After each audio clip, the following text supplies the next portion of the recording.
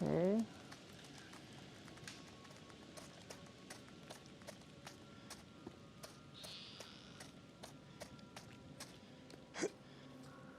I have no idea where I'm going.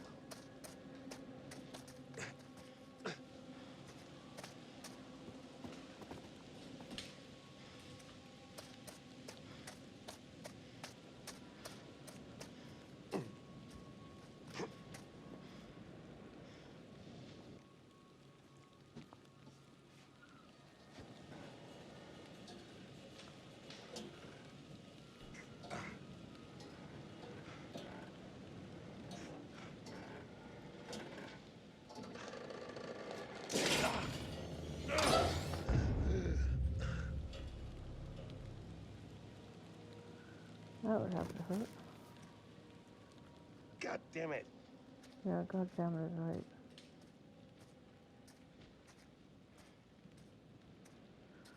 How do I get, can I climb over this?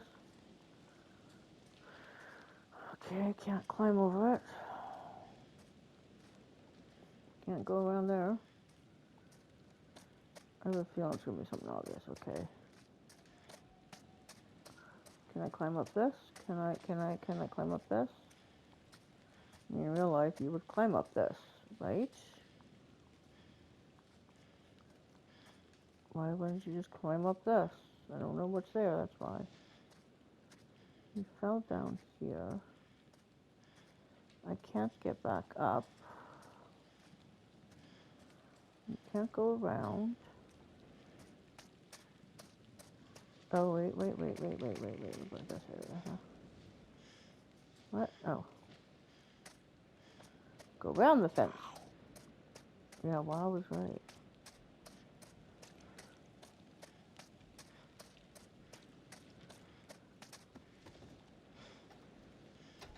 Just let me in. Just come on, let me in, please. Gotta keep going up, I guess.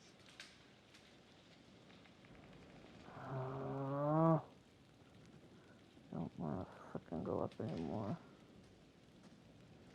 Where am I gonna go up?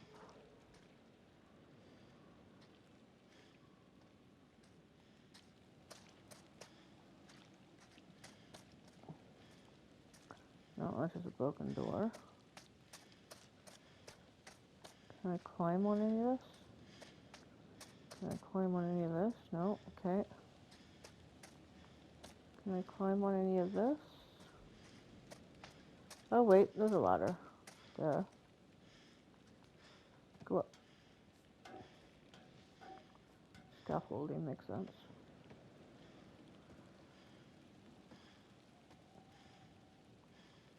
Okay, am I going that way? Or am I going that way? Hold on. I have a feeling I could probably push this. Not sure what the point of pushing that though is. Why would I want to jump? I don't know. Do I want to jump down?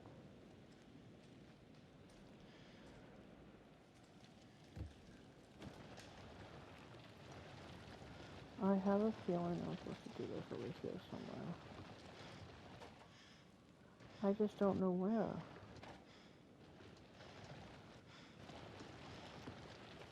Am I supposed to put this in here? No, because it doesn't fit in there. What do I do with it? Let's just release it for now. Go back up and try and climb over there. That spot.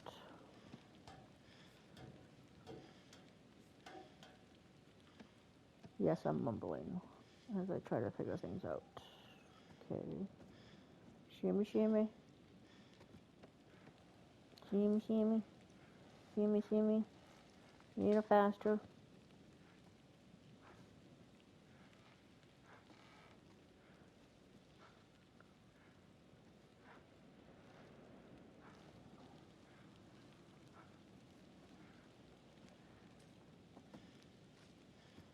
Okay, no, get in there. Jump in there.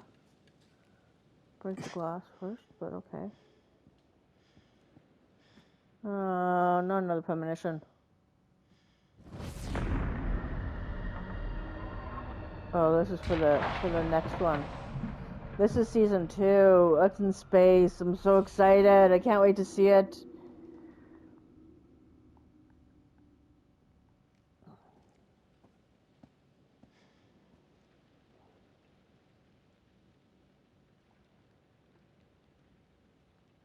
Why can't I get it open? I don't have anything to open it though.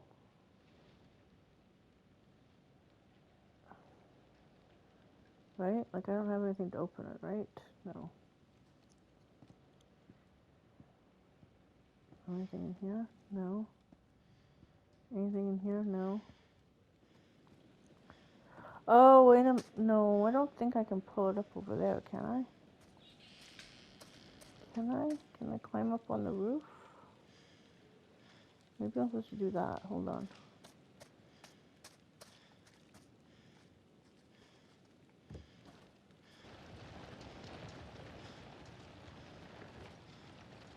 Maybe I gotta bust your arms doing this.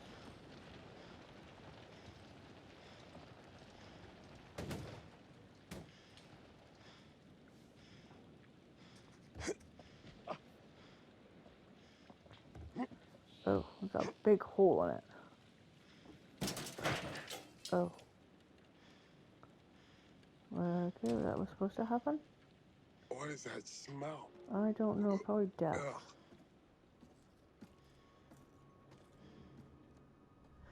That would be death. Not sure what body that is, but... Oh, is that... That's not Charlie, is it?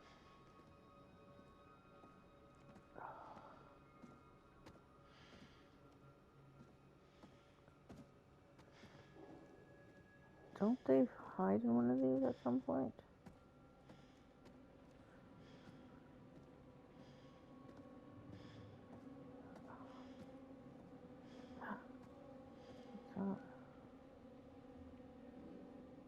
What's the point? I'm well aware of it. Am I supposed to be seeing something? I don't get these. Why do they keep showing me this shit that I don't have anything to do with? What was that sound? Hide, hide, hide, hide, hide, hide, hide, hide, hide, hide, hide, hide, hide.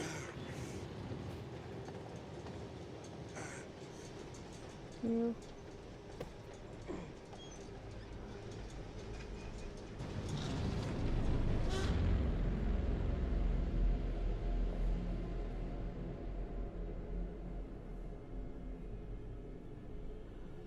From that distance, he looks like a curator.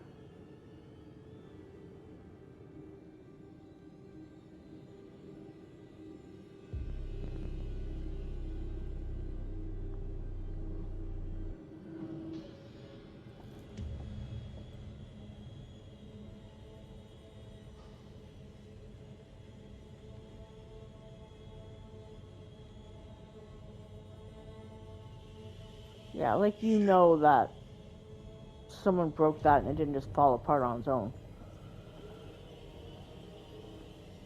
See now.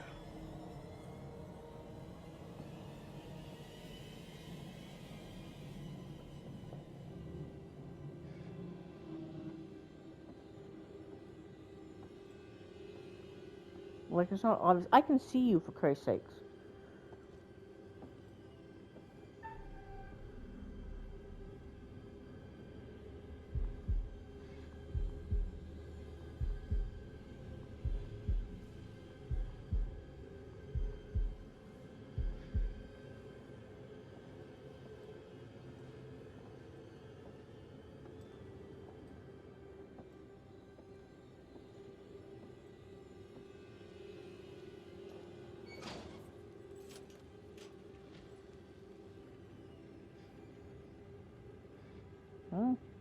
That's it?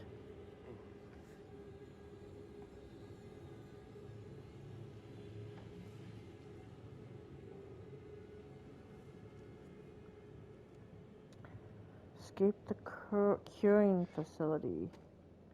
Why is it called curing? How's your head? Victim was discovered with head switched. Ew!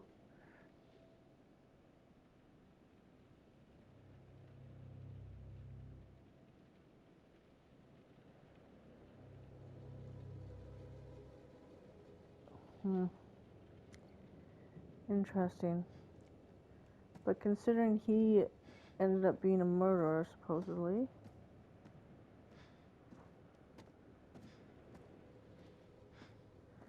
Okay.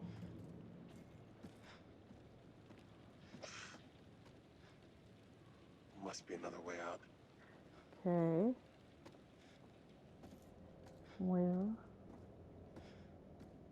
Oh, there's another room. You can't even see that.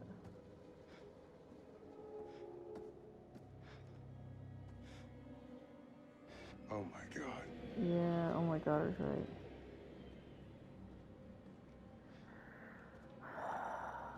God help me.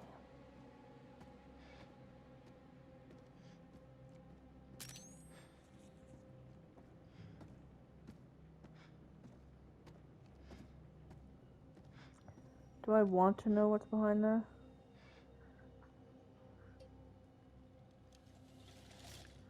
Nothing. Just a curing table? Jesus. Yep. Harrison Lee. What the hell? Yeah, what the hell?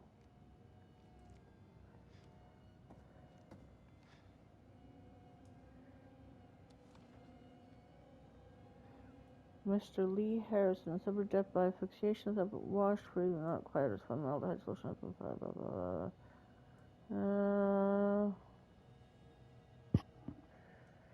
Viable. Gross. Somebody is fixated with that kind of shit. No, not that, you dummy. I thought there was something over here. There is something over here. Fixation, recession, section, body fat water impregnation, positioning, curing. What the heck is impregnation? Oh my god.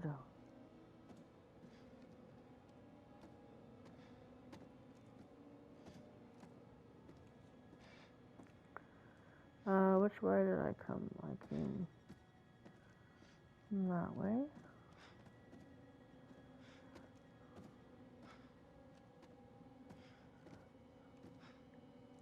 Can I jump over there? No, I can't. Oh, I can, no, can I jump over here? No, because there's a door right there. I can't get out. Okay. I can't climb up the stairs because the stairs are blocked. What about this? This is also a blocked door. Lovely. Okay. Oh, I can move this, though, I think. Can I move this? I think I can move this. Why am I doing this, too? Over here, I assume?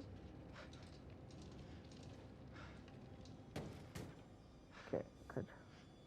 Now climb up. Now climb up again.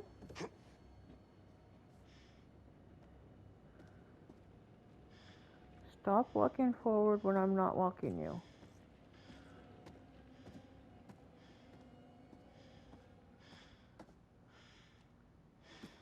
Oh, that is just something awful.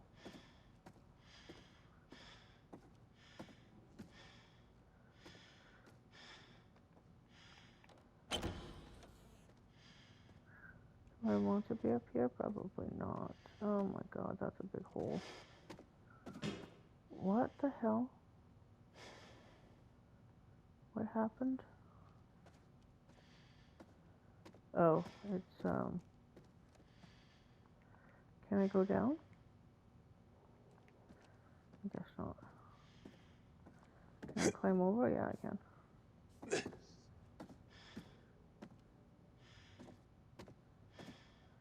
poor kid must be exhausted by now.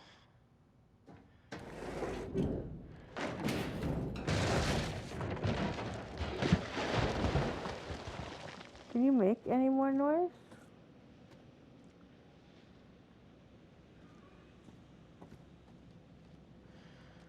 Like, the amount of noise that they make in this game is unbelievable. Hope this holds. So do I, boy. Especially since I can't see you because the camera angle doesn't allow me to. Oh my god.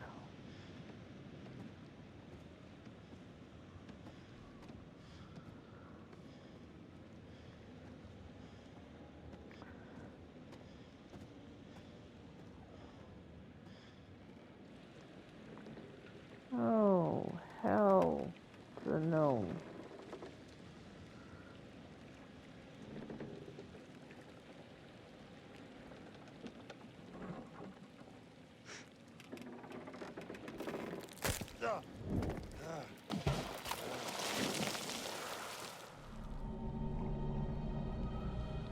Oh, I'm so close yet so far.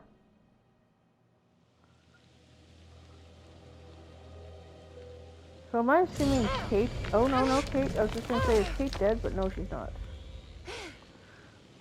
So he must have stopped chasing her and went after Mark. Is this what my assumption is? Which makes no sense. Because he would have seen her fall down and get back up, right? Navigate the forest, okay.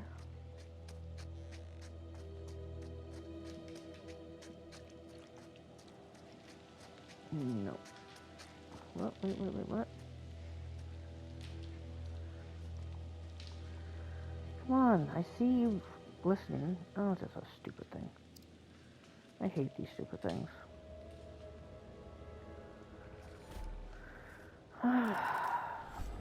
5 would be shit.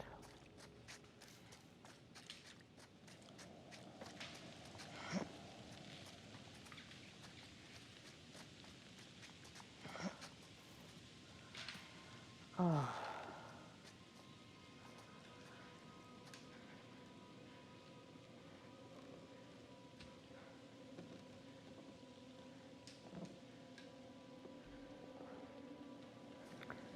Okay.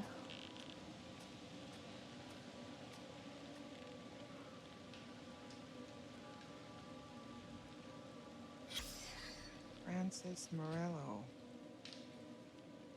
Uh-huh. I'm going to say he wasn't here by choice.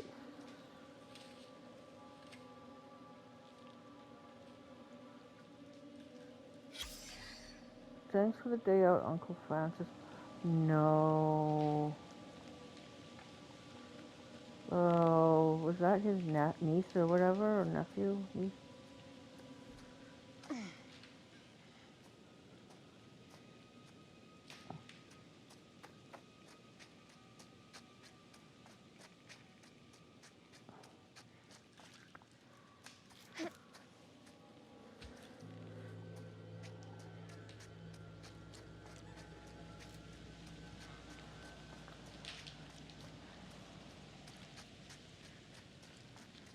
Investigate farmhouse.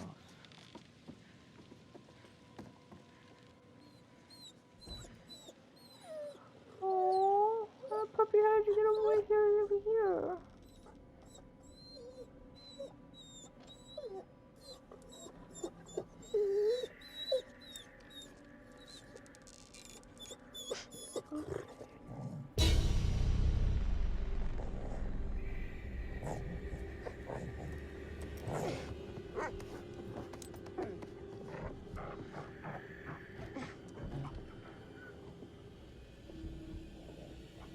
How does he know that she's down here?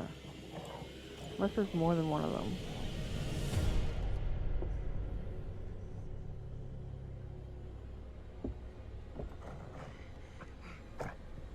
Easy boy.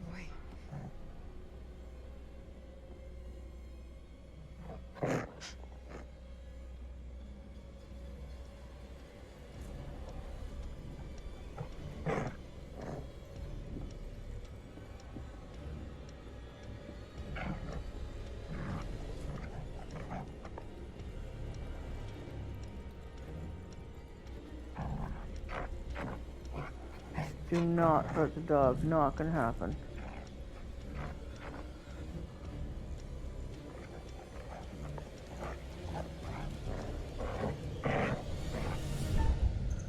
No. Absolutely not.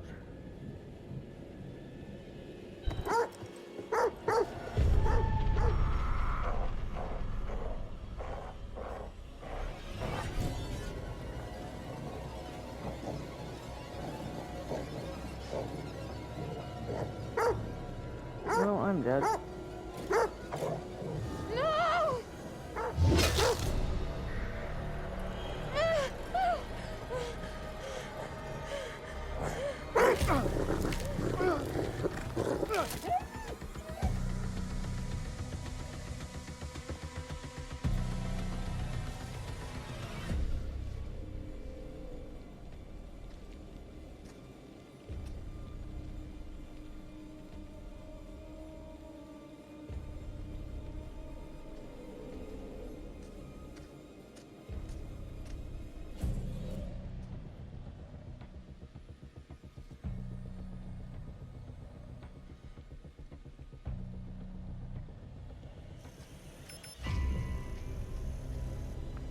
Shit.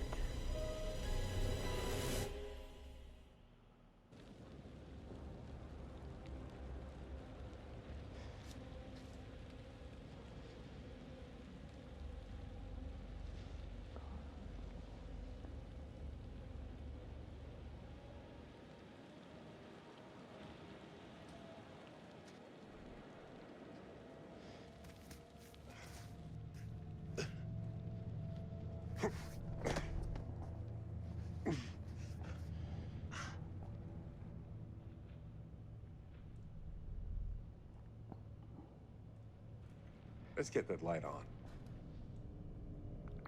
Agreed. Let's get that light on. Let's look at stuff first because. Oh wait, there's something to explore. Just that.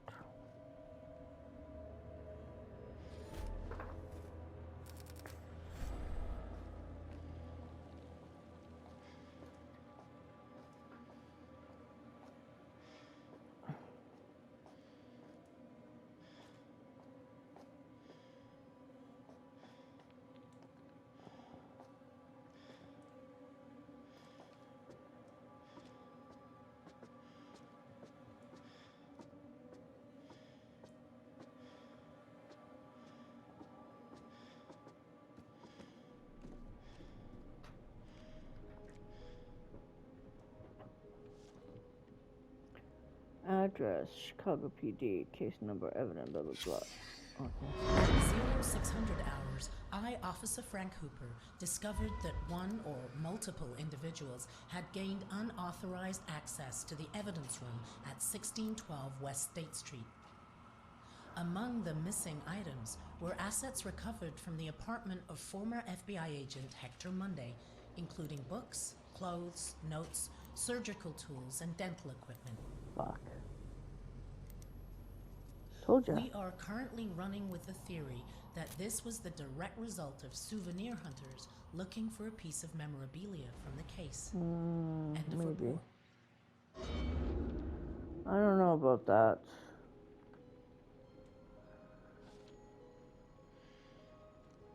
Oh, but memorabilia, maybe. What's the point of getting these? Oh, oh. Oh, because one said builder, one said artist. Oh. Why don't what the first one said? Architect, maybe? That's right, because he says in the beginning that he's this, that, and the other thing. Can't get in there, okay.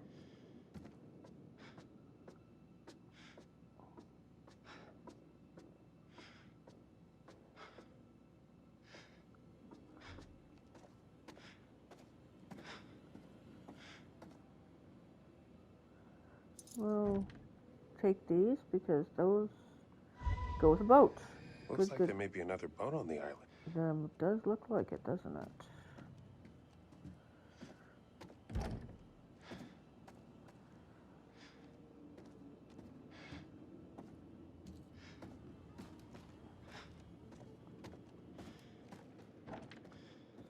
So many stairs.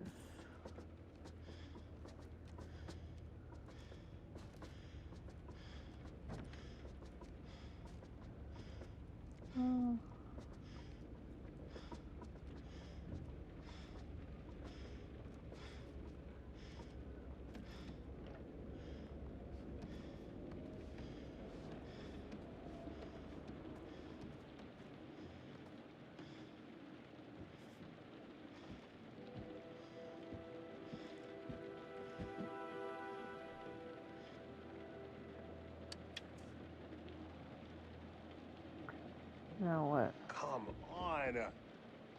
Power the lighthouse controls. How do I do that? Oh my god. No. Fine. Oh, that just fries my rear end.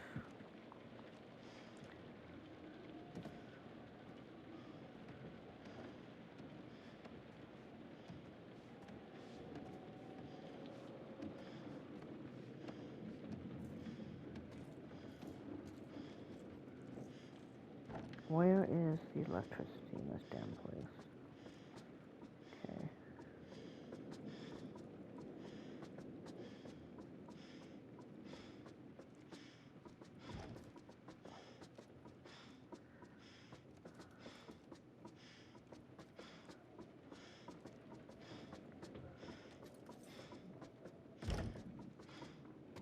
Whoa. Did I hear something?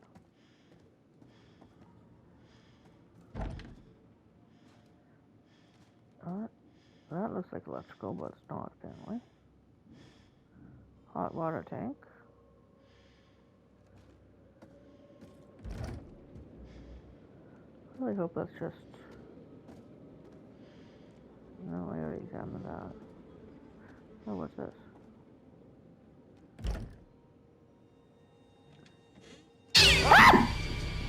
Son of a bitch.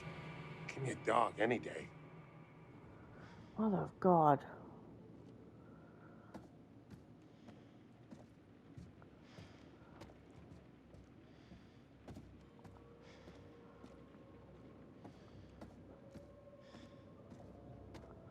Sorry, dogs. I don't mean to scare you.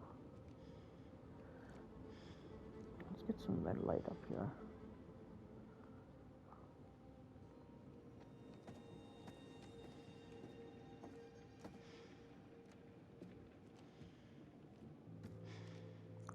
Locked? Of course it's locked.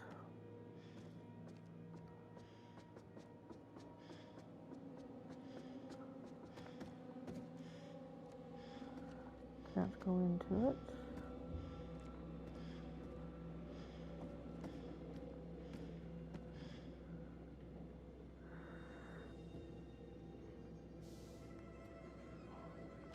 Hector Waylon London. What? Wait. I want to read. Come on. No.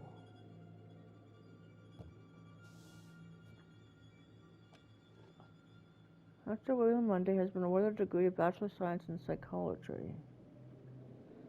Oh.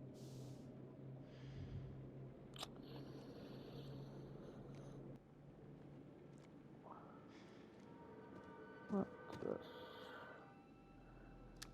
Mr. Dumet, I want my team dead. No. I'll get them to you this weekend. Just do it. Not real. I can't believe it. Nope. I'm certainly grateful to you, Mr. Dumet. I want my team dead. I'll get them there this weekend. Let's do it. Huh. It's a fake. This is a clever edit. That's not how Charlie speaks. Exactly.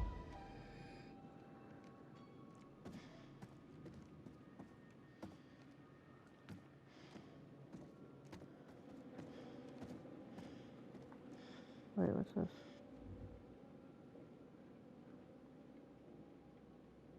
Mark and Jennifer Edwards? No idea.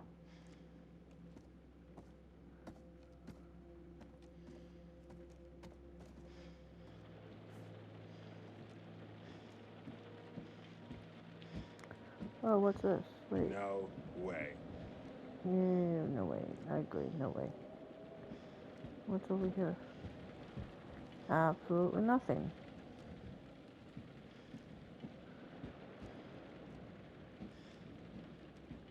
I don't have to go there, do I? Oh my god, I have to shimmy over there. Don't look down. Don't look down. look down. Agreed, don't look down.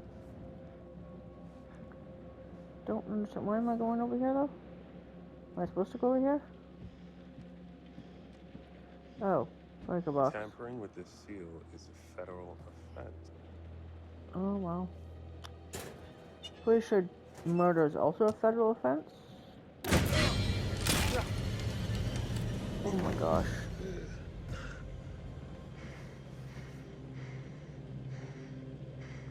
That would suck. Okay. Let's get back.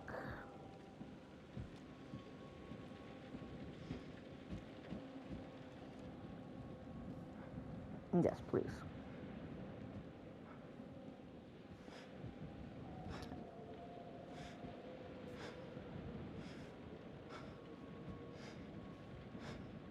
Why does it look like nighttime again, even though it was just daytime? Yes. God damn it. Oh, ow. I'm going to say there's some electrical problems here. Hark, dear old age, don't look at it. Not meant to be looked at.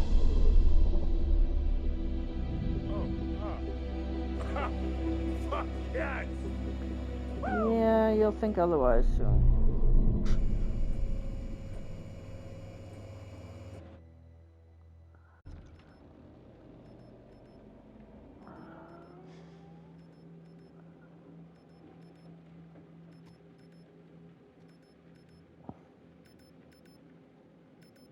What's that?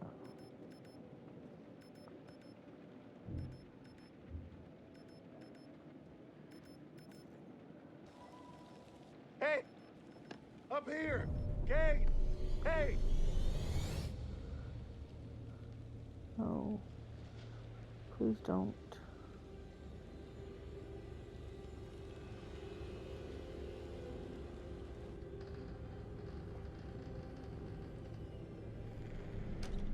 Oh. There you are. I wasn't expecting you. Are you early for a change? Oh dear.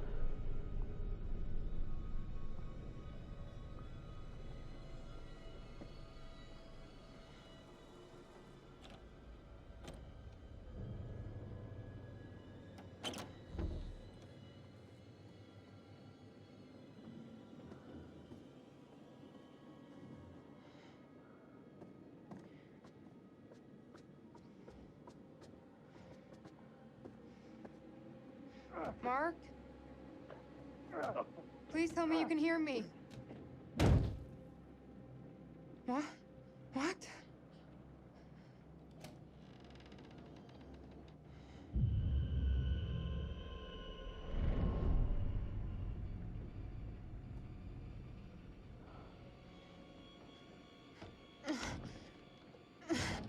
That's a big doorknob. Why is the doorknob so big? Mark? That's Can not you hear Mark. me?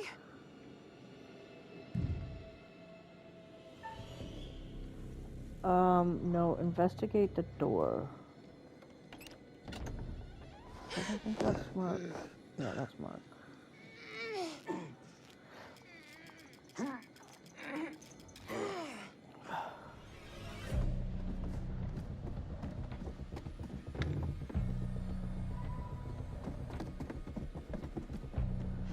Yeah, but how come he didn't see that Wait. before? Where are the others? He got them. Both of them. Come on. Both of them. Oh, I guess because we saw, all saw it, yeah. I don't know how she knows about Charlie, though. Oh, but they did see it crossed off, so she does know that Charlie's dead already, so...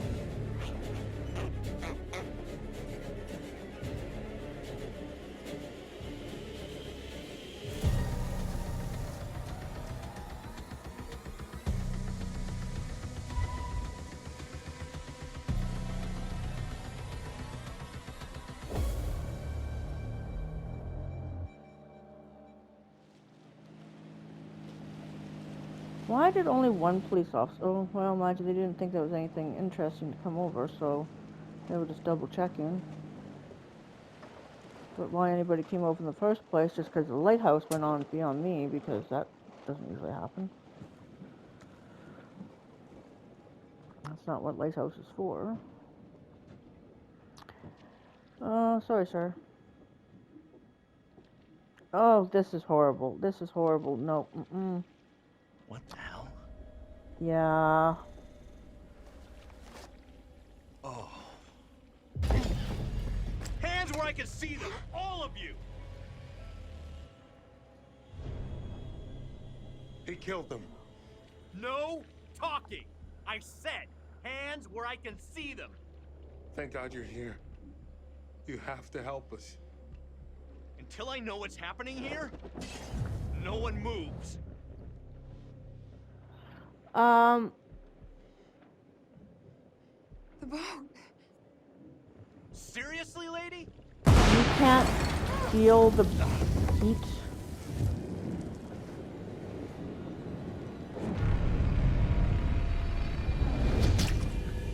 You're so stupid. No!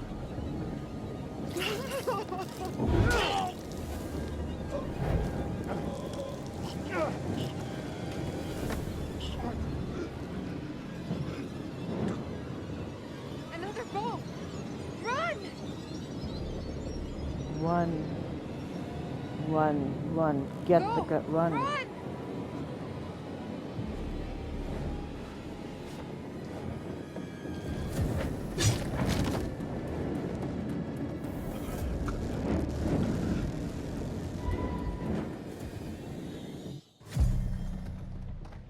Come on. This way. This should work.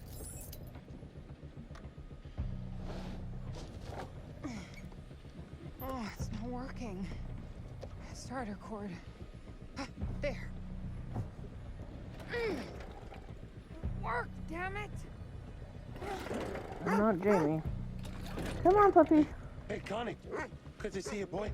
Come on. Come on!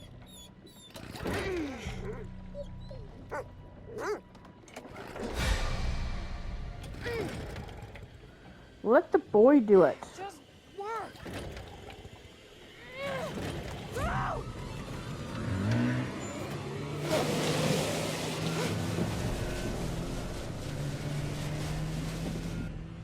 Bullshit.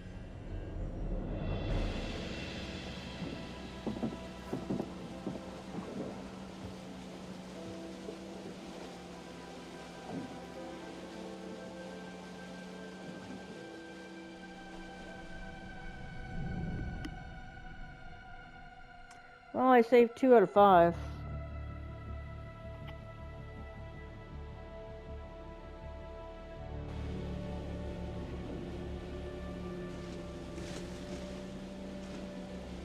We did it. We're gonna make it. They're not. Not all of us.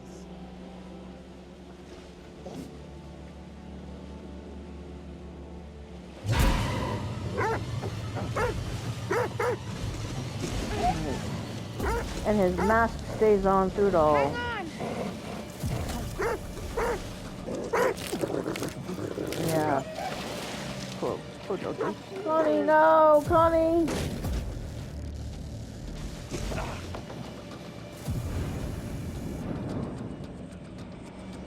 Fucking stomp at his head. No! I hit the wrong one!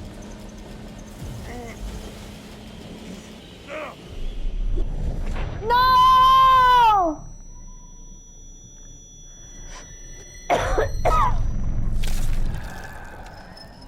Mark!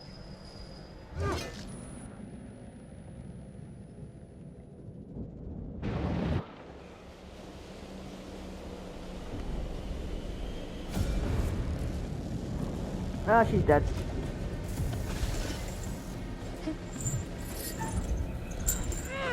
Nope, she's dead. I didn't do that right.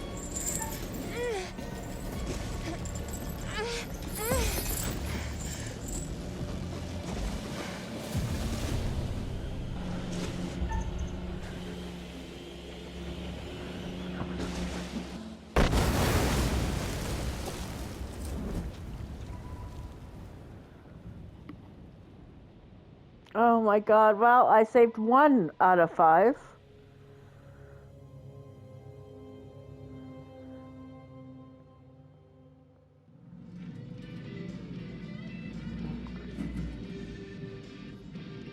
If that song doesn't put a smile on your face, I don't know what will.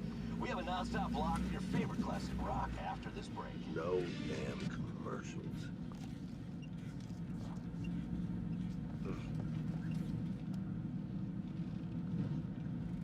Oh, shoot. Shit!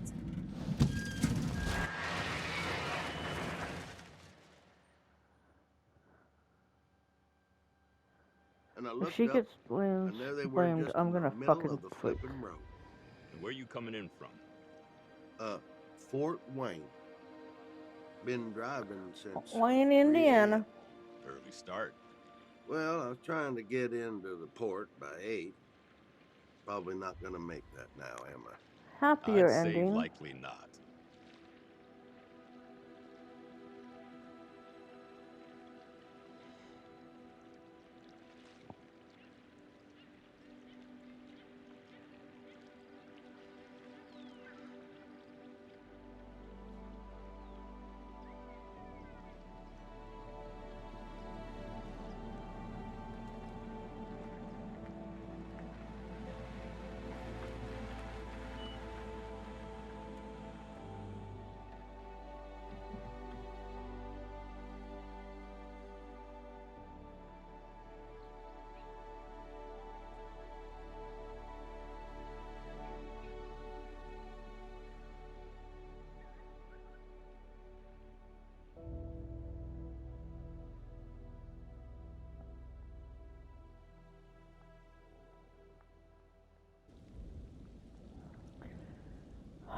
Well, I did a really crappy job of that game. Will I replay it? Oh, probably not.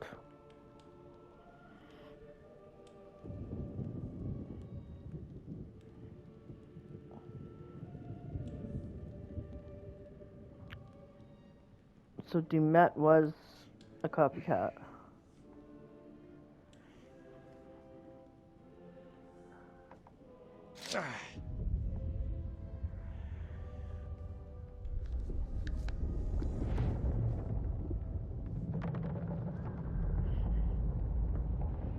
Oh, so this is the 4th installment of the series. That's right.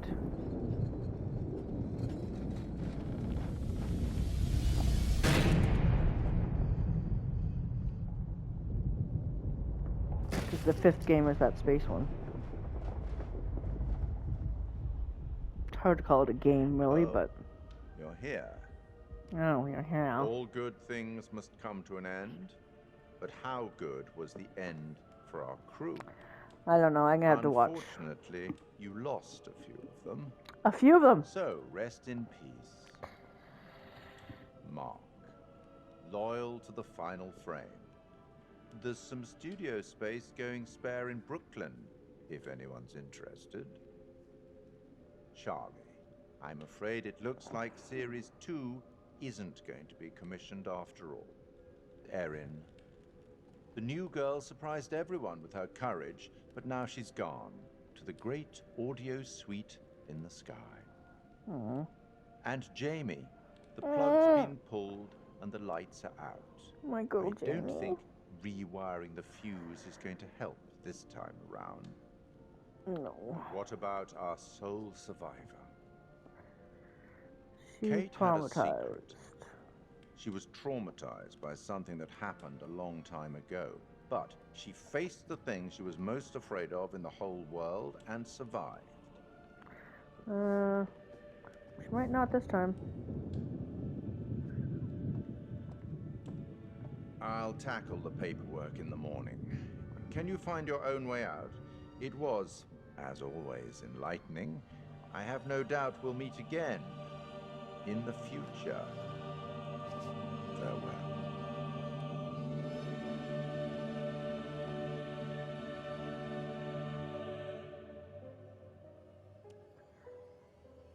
Yeah. So I have to question with this ending, as you'll see in a second.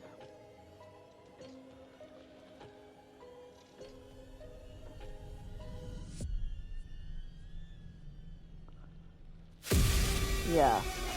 I have to question, is it the same guy? Because I'm pretty sure he died in the explosion. The chain of events are still unclear at this point in time. Or if What someone we can just another confirm copycat is that again. a little after 7:30, a truck driver was flagged down to render aid. The police were called and quickly arrived on scene. The sole survivor is part of a film crew, Lonnet Entertainment, What is the this? team behind the Architects of Murder docuseries. Fuck, man. It I seems like as that though show. they got a little too close to their subject material. Mm-hmm. The rest of their team sadly did not make it. Thankfully for the sole survivor, the nightmare is now over. No, never. Holy shit. Remember how my video went viral? How could we forget? You bring it up every chance you get. Just listen to this. I got No. enough views to win a competition. No. What did you win? An all-expense paid trip to an island resort for 5. Now I'm interested. Yeah, Mr. Dumet says they're gonna send a limo and everything. No. This is gonna be so much fun. No. Oh my god. Did you not just watch the news?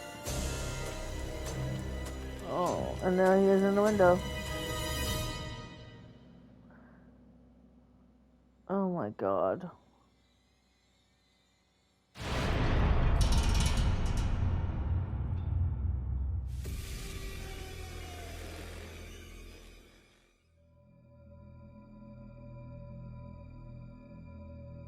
Torture chambers, secret passageways, vats of acid, and deadly vaults. In 1895, Chicago police unearthed horrific evidence of torture and multiple murders at the sprawling castle of HH Holmes. Masquerading under the guise of caring doctor, kind husband, and prominent businessman, HH Holmes was a contemporary monster, designing his buildings solely for the disposal of human bodies. Torture Doctor, Monster of 63rd Street. HH Holmes was America's first serial killer.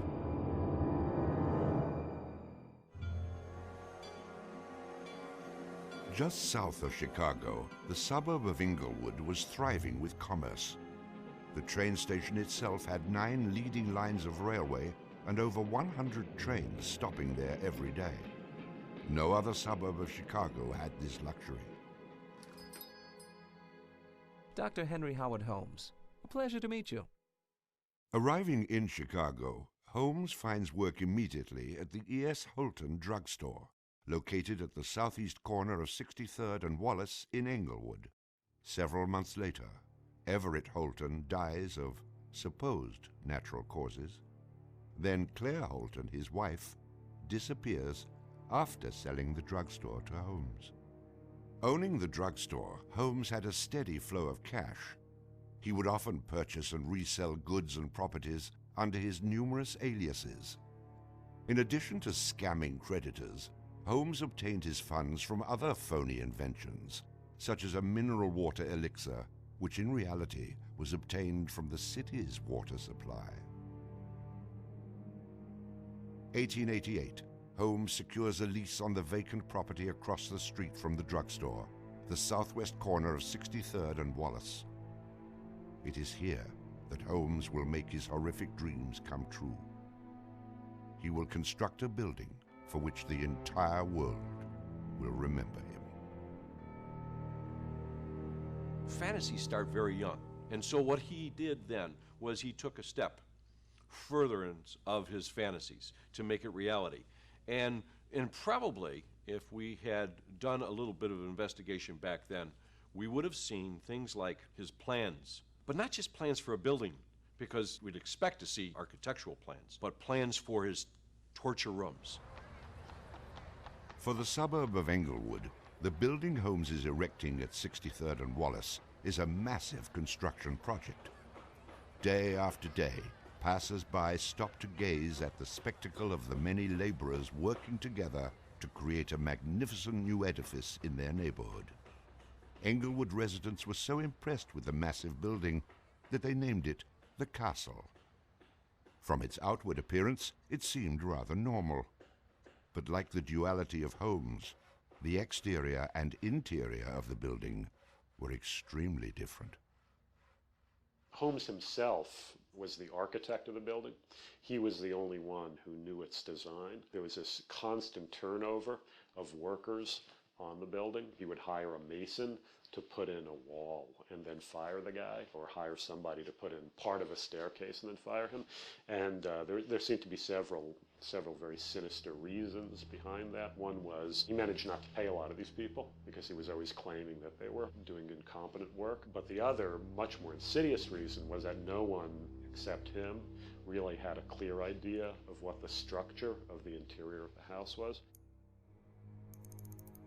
He had a huge bank vault installed in one of the rooms. And the way he did it was he put the vault in first while the building was under construction, and then built the room around it. And he bought this thing on credit and then refused to pay for it. The bank company said they were going to repossess the vault. Holmes said, well, you know, come on in and do, but if you damage my building in any way, I'm going to sue you for everything you're worth. The bottom floor of the castle housed a pharmacy, jewelry store, barber shop, restaurant, and a blacksmith shop. Behind this innocent facade was a Gothic house of horrors designed by the mind of a monster.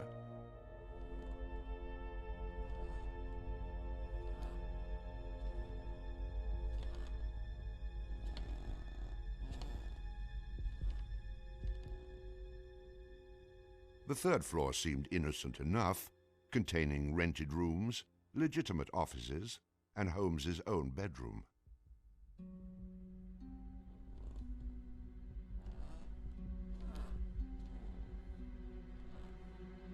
But it was the second floor that contained 35 rooms, many specifically designed as killing chambers.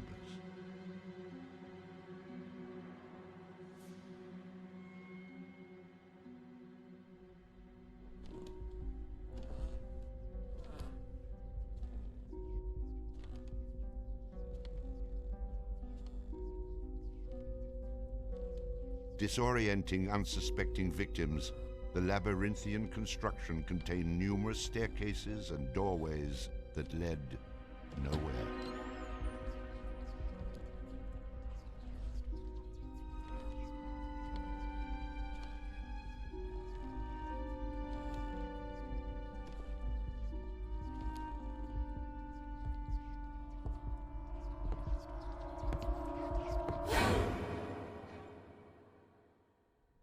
For a quick method of hiding a victim's body, a concealed greased chute and trapdoor led directly into the basement of the castle.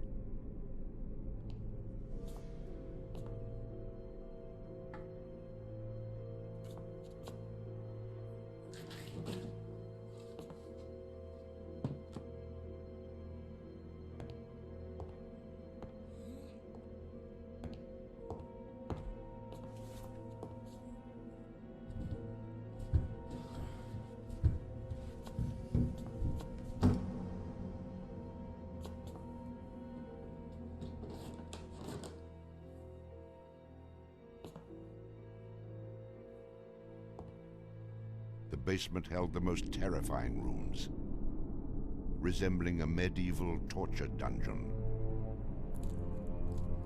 Acid vats, quicklime pits, and a crematorium disguised as a glass-bending furnace were Holmes's favorite methods of immediate body disposal.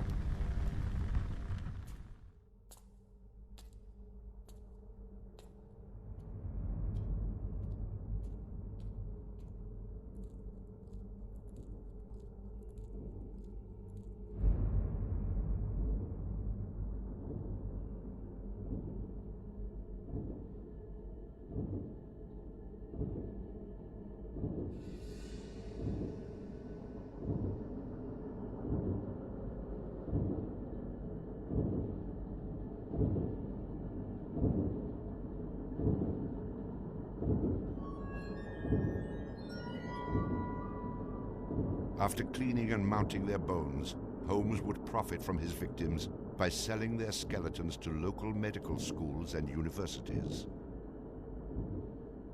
Holmes would make a killing in Chicago, financially and literally.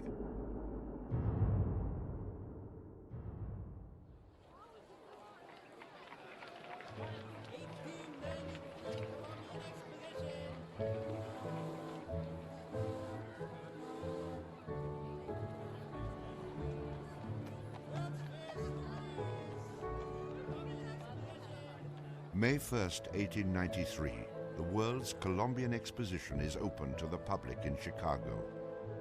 Spanning 600 acres, sprawled out along beautiful Lake Michigan, the magnificent fair is a monumental sight to behold.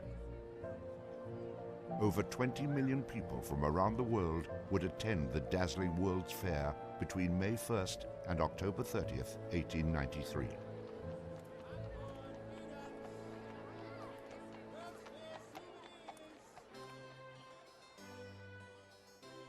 Holmes utilizes the World's Fair as the perfect opportunity to capitalize on his demented design of the castle.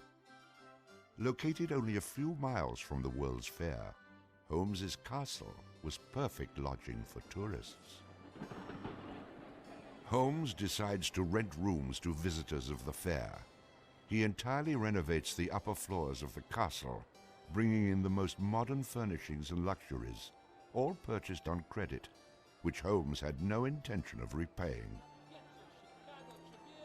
In addition to placing newspaper ads for rooms to rent, Holmes visited the fair with several of Benjamin Peitzel's children, preying on elderly women who flaunted their wealth, making sure he invited them back to the castle for a warm night's stay in a soft bed.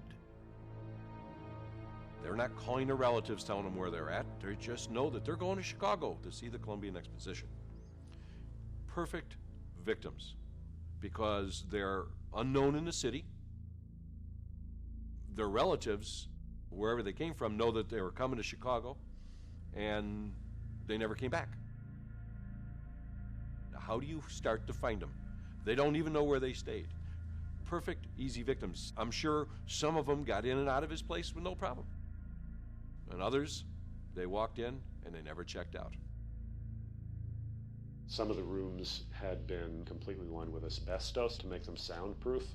Hidden in Holmes's office was a master control panel which connected to gas lines leading into airtight sleeping chambers.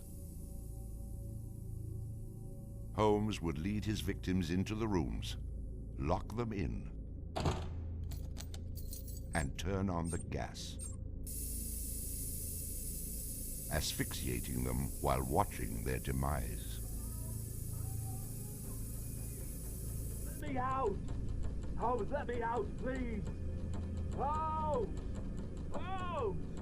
Holmes, please! Holmes! At the height of the World's Fair, Holmes masterfully juggles his castle businesses, renting rooms, dodging creditors, selling skeletons, and attending to the needs of the many women in his life.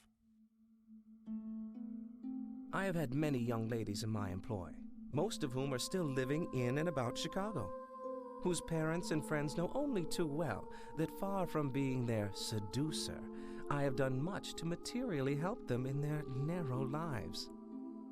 Being a personable, attractive young doctor and businessman, Holmes won the hearts of many women throughout his life. At one point, Holmes managed to secretly have 3 wives, each never knowing of the others. In 1890, Julia Connor became Holmes's employee and mistress, living at the castle with her daughter Pearl. When she became pregnant and demanded marriage, Holmes agreed on the condition that she allowed him to perform an abortion on her. She agreed. Neither Julia nor her daughter Pearl were ever seen again. Just a week later, Holmes sold a clean, articulated skeleton to the Hahnemann Medical College for nearly $200. In 1892, Holmes acquired another mistress, Emmeline Sigrand, and employed her as private secretary. Holmes sent Emmeline into the vault to retrieve some papers and sealed it, suffocating her to death. Several weeks later, the University of Chicago acquired a female skeleton from Dr. Holmes.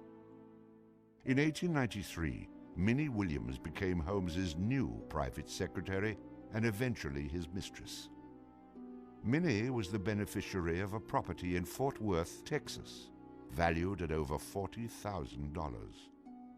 Holmes murdered Minnie and her younger sister Nanny after having Minnie sign over the Fort Worth property to him.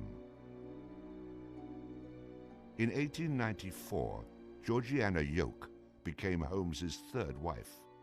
He married her under the name Henry Mansfield Howard. Like his other legitimate wives, Georgiana lived out her entire life. On July 19, 1895, Chicago police enter the Holmes castle. The world would now learn of the horrors that the castle had kept secret for so very long.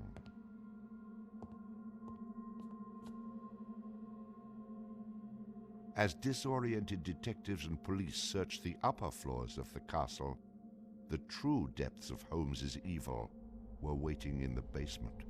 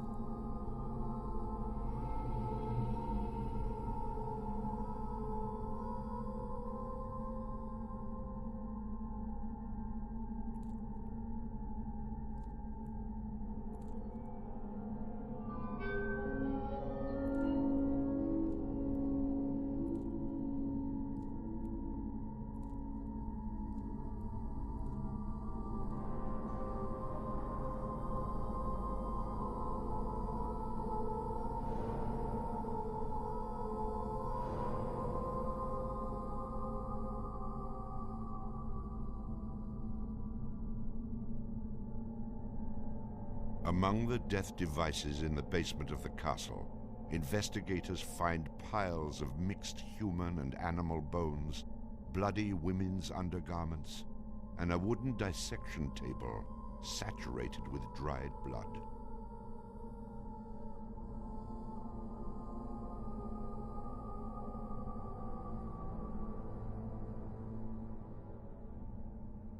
Chicago police were inundated with names of people reported missing from the World's Fair. 50 missing people were eventually traced to the Castle of Horrors. The evidence, blood and bones found in the basement posed a problem for 19th century criminal investigative techniques. It was very difficult to go and identify even the bones as being human in origin, because with the very small fragments you didn't have enough of the identifying characteristics to be able to make that ID.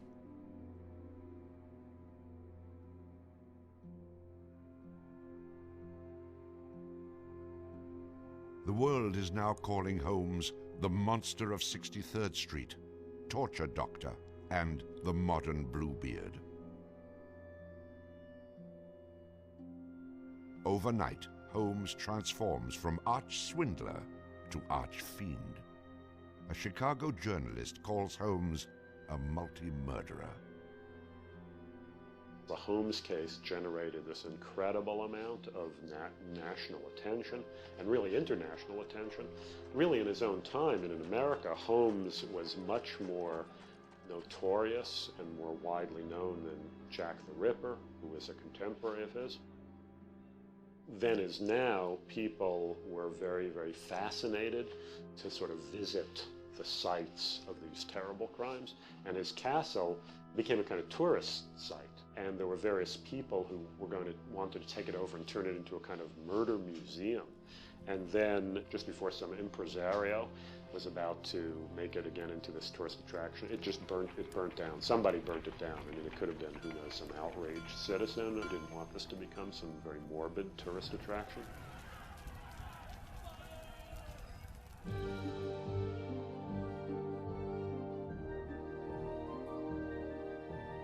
Holmes's trial was kind of the O.J. Simpson trial of the day. It just generated this huge amount of publicity. The case had become a kind of national obsession. Of course, there wasn't CNN or Court TV back then, so it couldn't be covered quite as relentlessly, but it was covered very, very extensively. There were true crime books and pamphlets and all kinds of stuff.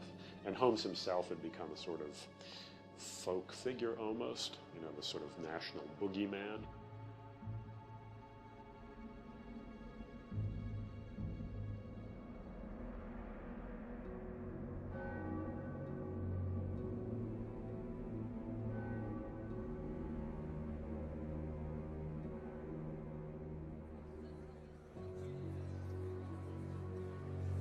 The courtroom fills for the final verdict to be read. Holmes becomes extremely nervous when not one of the jury members looks at him. In his entire criminal career, this is the moment Holmes never believed would occur. He is found guilty of murder in the first degree. Herman Webster Mudgett, alias H.H. Holmes, would be hanged on May 7th, 1896.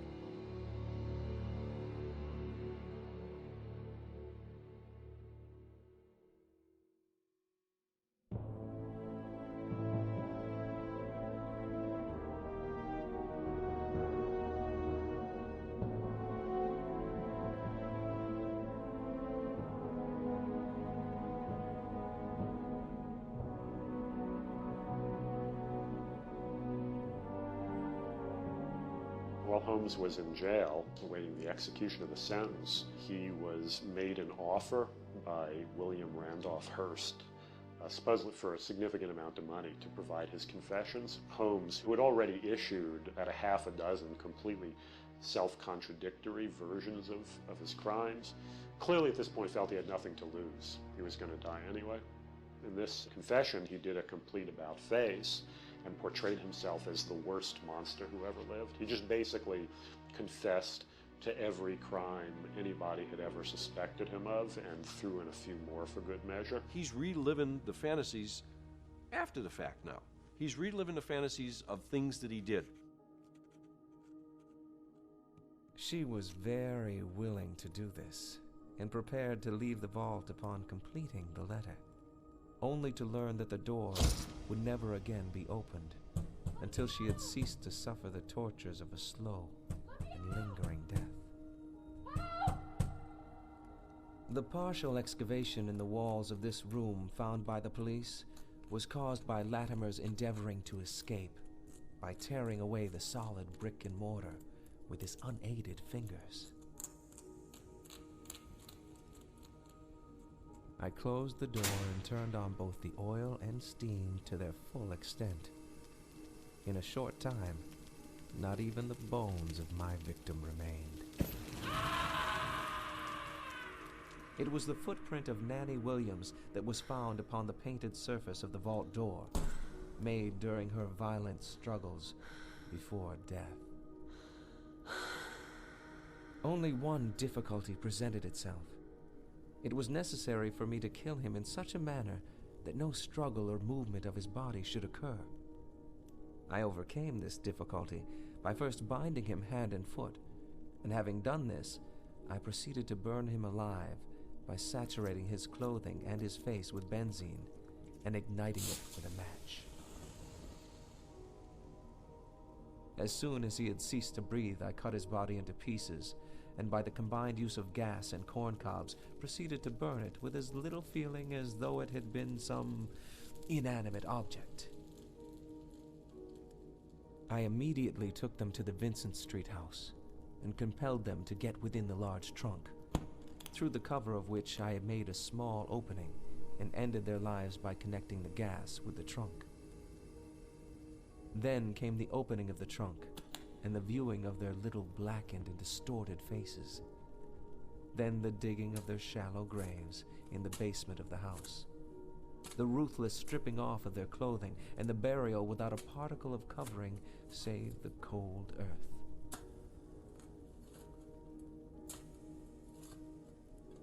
I am convinced that since my imprisonment, I have changed woefully and gruesomely from what I was formerly in feature and figure. My features are assuming a pronounced satanical cast. My head and face are gradually assuming an elongated shape. I believe fully that I am growing to resemble the devil.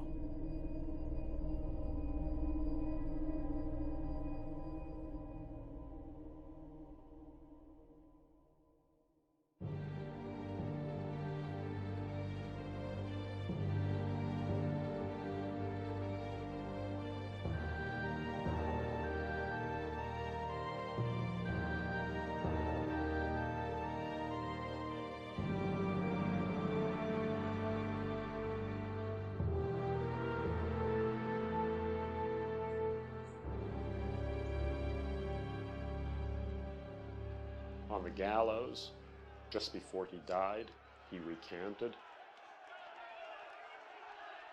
He claimed that the confession that he had published was a complete fabrication.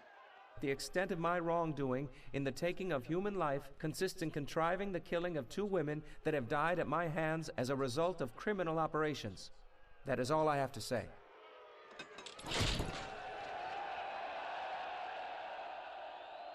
HH Holmes is hanged on Thursday, May 7th, 1896, just 9 days before his 35th birthday. At 10:25 a.m., he is pronounced dead. He was very concerned that after his execution, his body would be dug up either by medical men seeking to dissect his brain and find out what made him tick, or just ghoulish sort of, souvenir hunters, and he requested that he be buried within a big slab of concrete, which he actually was. One of the things about Holmes is that nobody knows for sure how many people he actually killed, although in my researches, which were pretty, I feel, thorough and extensive, it seemed very clear to me that he murdered at least 9 people. There have been stories that he killed 50, 100, countless people, particularly in Chicago at the height of the World's Fair.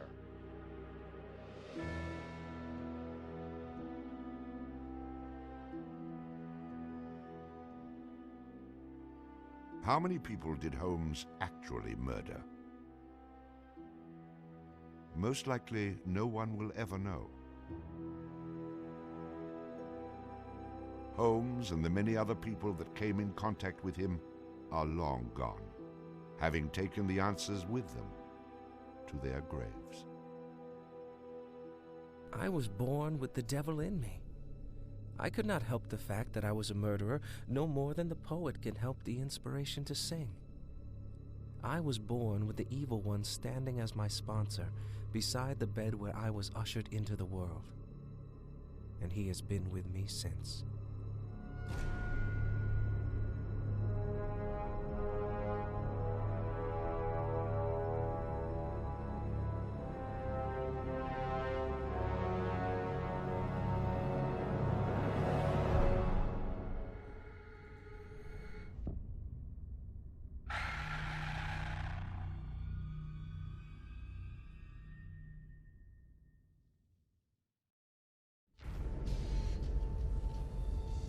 What's up, my people? It's Joe Morello here with another podcast talking about the beautiful thing that we like to call murder.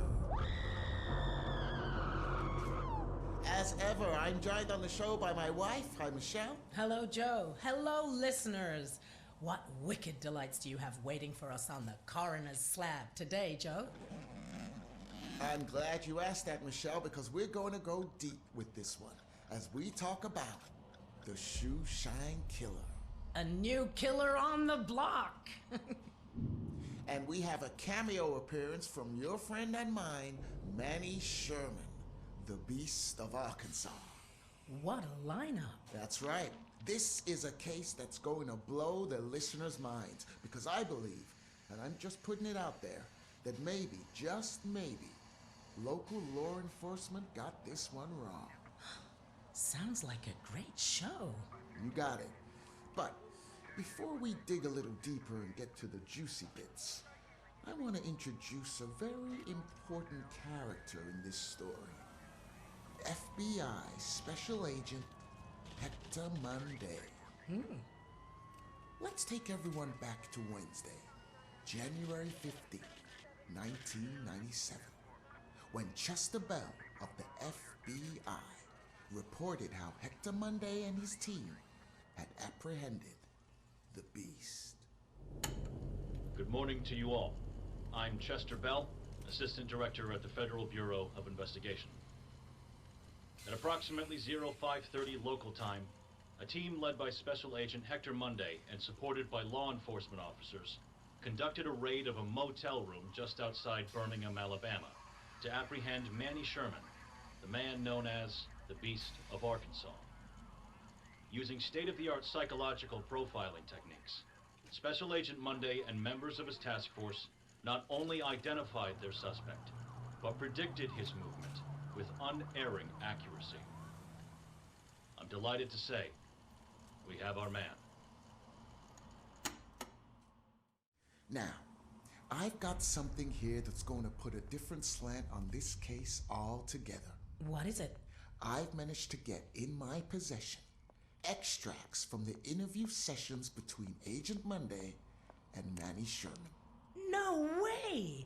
How do you keep getting hold of stuff like this? I have my sources, but I can't reveal them, not even to you. These tapes are being played for the first time anywhere in the world outside the actual interview room. Are you ready? I think so. Play the tape.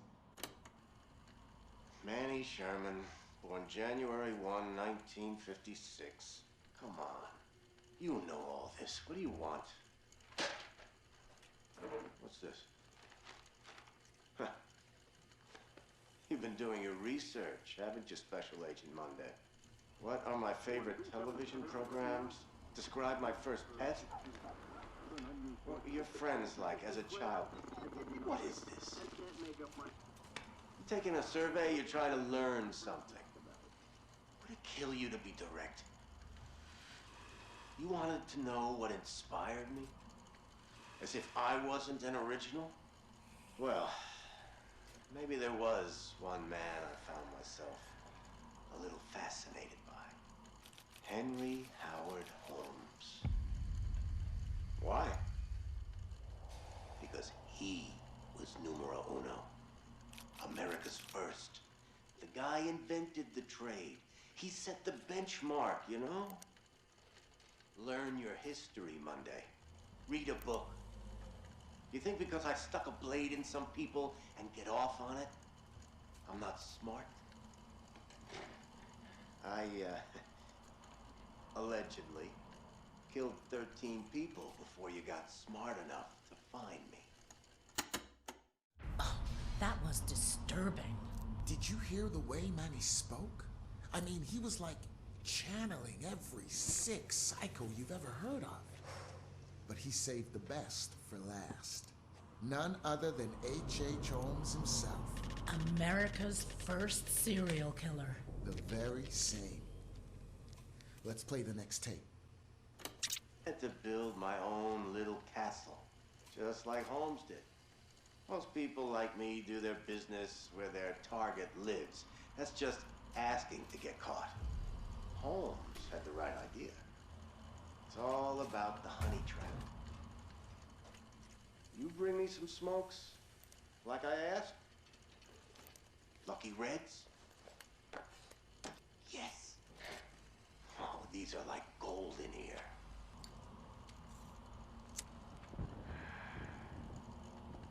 Damn, that's good. So yeah, the honeypot.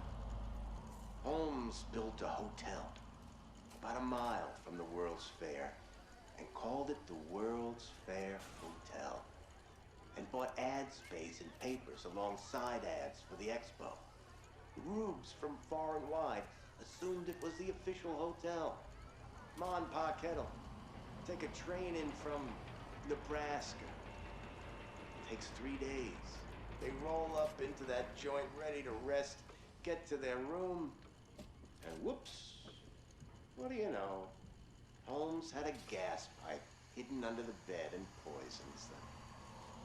Maybe he pulls a trap door on them. Maybe he separates them and makes one watch through a window while he slits the other's throat. That's the advantage of a honeypot. No shortage of targets.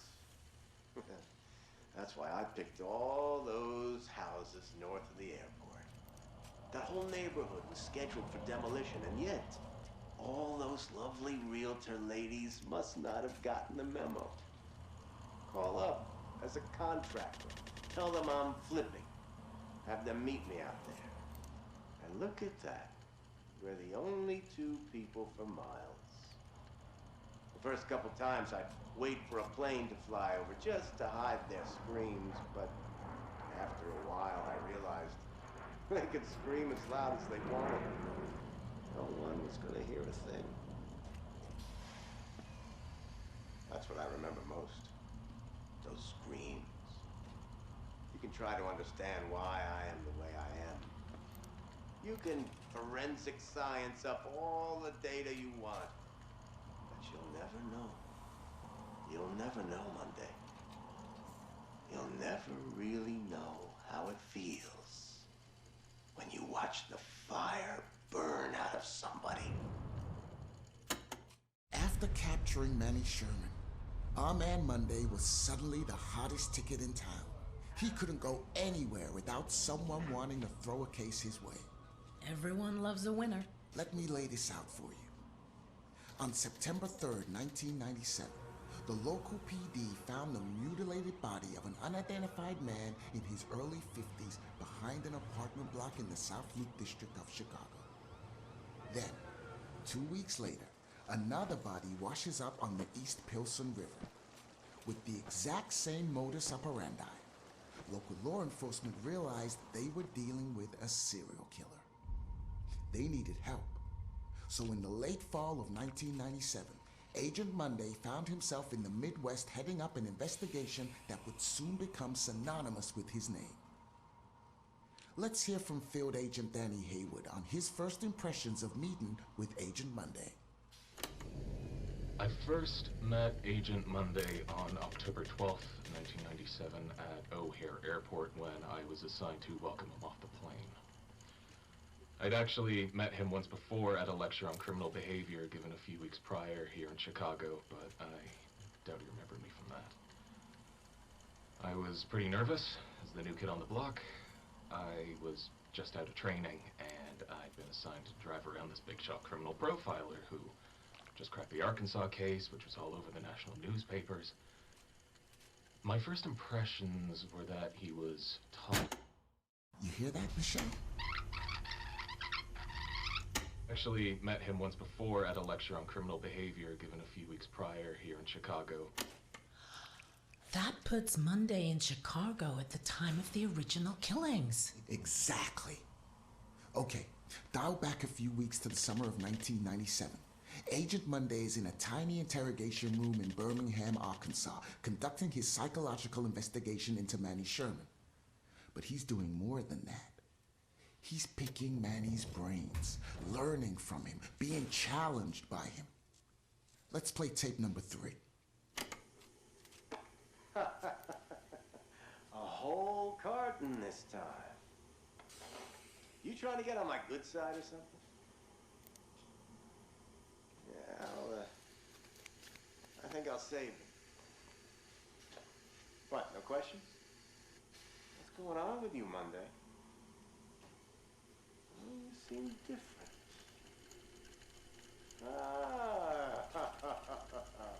I see that glimmer in your eye, you little devil. I can keep secrets, man. We all have them. That prosecutor is trying to get numbers out of me. Know that? Of course you know that. Numbers. They got Holmes for 27, but we know he was closer to 200, right? Can you imagine that? I wish I'd had the time to try and beat that. Sure, they know about those nice realtor ladies. They got families, after all. But the numbers the DA is asking me about, I think he knows there's some people out there, rejects, misfits, the kind of people that when you see them coming, you look the other way. Does anyone notice if they go missing? My father always told me to leave my mark on the world. I never knew what he meant by that. Not until I watched that first girl bleed out. I call it art. That's my signature on society. It's not murder.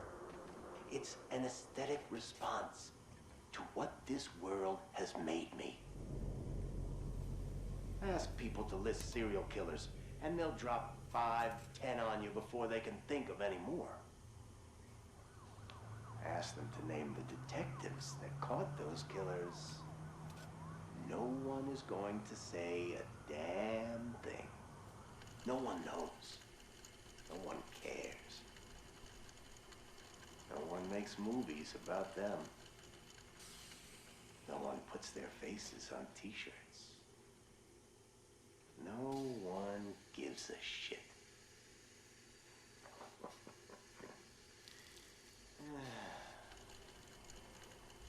I've left my mark on the world. Have you? Holy shit! I did not see that coming. I told you this stuff was good. Where did you get this material? Sorry, I gotta protect my sources. But, Michelle, I've got more evidence you haven't heard before. My source has given me autopsy notes from the coroner as she examined the second murder victim. John Doe number 2. I'm assuming you've read my report on the first one? Similar MO, unidentified male with multiple stab wounds. Looking at the lower abdomen, the wounds are consistent with those of the first victim. The shape of the entry wound suggests it's a strong probability that this is the same murder weapon. Looks like we've got a souvenir hunter here. This time the left ear has been severed. Clean incision. Probably a scalpel or a razor blade. Very tidy. Nice job, actually. Very little bleeding. The deceased had probably been dead for 30 to 40 minutes when this was done. This differs from the earlier MO. If you remember, that John Doe was still alive when the teeth were removed. That would have created a lot of noise and mess. This guy is learning. Oh my God, that's gruesome. Right? Investigating violent crime is gruesome. It's stressful and it can get to you. Agent Monday started seeking professional help. We have here a transcript from one of the sessions Monday attended with Dr. Isabella Garcia. Michelle, will you grab that piece of paper over there and read it for us? Sure. Psychological assessment conducted by Dr. Isabella Garcia. Patient name, Monday, Hector. Behavioral observation. Hector arrived at our scheduled appointment 24 minutes late. Once we sat down and began the session, he struggled to maintain eye contact. He found it difficult to articulate his feelings and was terse and guarded throughout. Hector has been working long hours and, as a result, isn't sleeping well. Hector spoke about his recently deceased mother and displayed evidence that he hasn't yet fully come to terms with her death. I strongly recommended a course of antidepressants, but he is resistant to this idea, believing that it would have a detrimental effect on his capability with regards to his current investigation. Hector describes his work in immaculate detail, and contrary to earlier in the session, his thought content is both coherent and logical. He is displaying an unhealthy obsession with his work. But his recent bereavement may be the underlying issue. So what do we know? Agent Monday is at his lowest point. He's struggling with the case, and he's being guided in his actions by a convicted mass murderer. This one is really going to give our listeners something to remember. It's the fourth and final meeting of Agent Hector Monday and the Beast of Arkansas, Manny Sherman. Hold on to your hats. This one is going to get tasty. You want to know what it means to be a killer? You ever been to the art museum downtown? They got this painting by a guy, I forget his name, famous painter. He did portraits of slaughtered cows hanging on hooks. You take a normal person to a slaughterhouse, and they will puke their guts out. You make it into a painting, and suddenly it's art. There's no difference between the two. No, not really. Don't look at me like that. You know I'm right. You get it. I know you get it. You got to do something that matters. Make people feel something they've never felt before. Shatter the illusion that any of us are really in control. Think of the most profound thing you've ever done. The most beautiful thing you've ever created. And I promise you, it's nothing compared to watching the life bleed out of someone. To see the fear in their eyes. To feel them pawing at you for release. To hear them pleading, begging. That moment when someone realizes they are at their end. That's when you feel it. That's true art. That's what you have to be. An artist. A sculptor. An architect.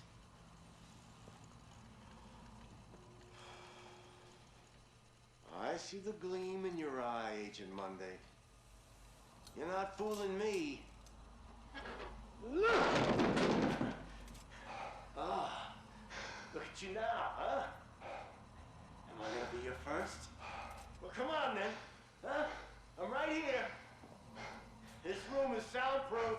You don't even have to wait for a plane to fly overhead.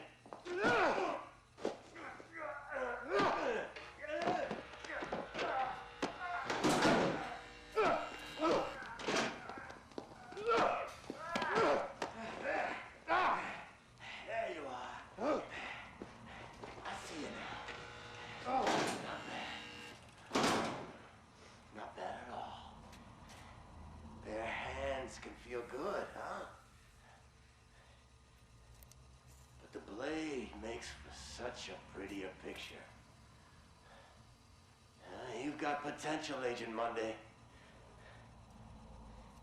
If you truly want to be an artist. Monday flipped? And what was all that stuff about being an artist? That's how Sherman saw himself. He was a killer. Which is why we covered him in episode 117, Michelle. Okay, just listen to this. On June 17, 1998, neighbors reported hearing screams coming from Agent Monday's apartment. I've managed to get hold of the actual audio from the body mic worn by the first responder who answered the call. Chicago Police! Mr. Monday, this is Chicago Police. Can you open the door, please? Mr. Monday, I'm Officer Stanley with Chicago Police Department. Can you hear me, sir? Agent Monday? Fuck! Oh! Dispatch, this is Officer Stanley. I need assistance at 8 West 50th Street, requesting immediate backup. I'm in Agent Monday's apartment. There's blood everywhere, and a body. I need immediate support. I think...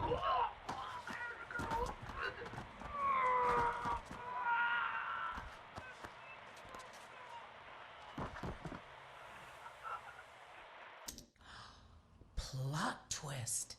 So Monday was actually investigating his own murders. He was the shoeshine killer. I bet you didn't see that one coming. Did they get him? You're racing ahead now, Michelle. Let's hear the moment Officer Richie Martinez cornered Agent Monday. All units, this is dispatch. Be on the lookout for a male suspect believed to be the shoeshine killer. Suspect is FBI Special Agent Hector Monday. He may be armed and is highly dangerous. Dispatch, this is Officer Martinez. I found Monday's car, requesting backup. Officer Martinez, what's your location? A warehouse on Park Avenue, Fulton River. Looks abandoned.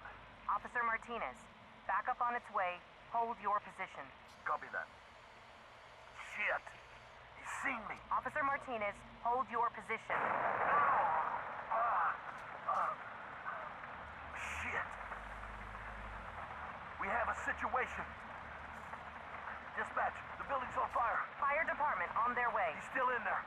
You read me? Copy. He's still in there. Monday got sloppy with his car? Maybe. Or maybe Monday wanted that police officer to find it. Well, I don't get it. He knew the roads were being watched. His car would have been pulled over the moment he left the city. So he needed another way out.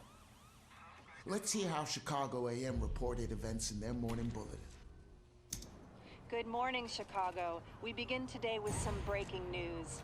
Chicago police today confirmed the body of a man found in a fire at an abandoned warehouse in the Fulton River district to be that of missing FBI agent Hector Monday. Monday has been identified as the shoeshine killer, whose recent killing spree struck fear into the hearts of locals in and around Chicago. A spokesperson for Chicago PD confirmed Monday murdered 4 victims, including yesterday evening police officer Patrick Stanley, a dedicated veteran of 22 years. The fire was brought under control shortly before 5 a.m. this morning. The body recovered at the scene was burnt beyond recognition, but police identified Monday from dental records. So, that was the end of Special Agent Hector Monday. Whoa, hold your horses. You think it's so difficult to forge dental records? Monday was a teeth puller, remember? He probably had a collection. And he was a highly motivated FBI field agent. You think he faked his own death? I don't know. But this case has one more twist. On February 16th, 2001, there was an incident at the Chicago PD Evidence Management Facility. Michelle, can you grab that report next to you and read it out for our listeners?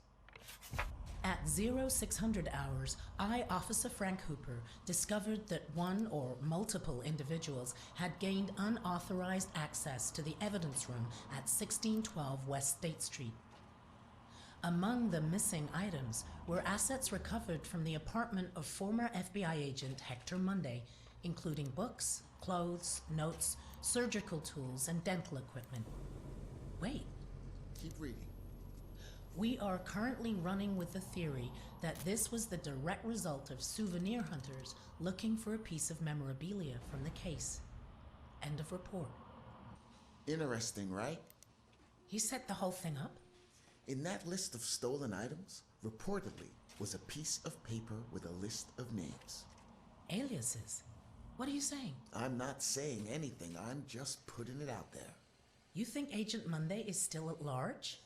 Well, if he is, maybe he can call into the show and let us know. Our lines are open. Well, that's all we have time for this podcast. We're taking a short break for a certain anniversary trip next week, but we'll be back after that for more murderous content to delight you all. Until then, this has been Michelle Morello. And I've been Joe Morello. Thank you for listening. Please like this podcast and hit the subscribe button, or I'll send Michelle over to brutally kill you all. I have an axe at the ready. This is Joe Morello saying be safe, don't split up, and keep looking behind you. Good night. Good night.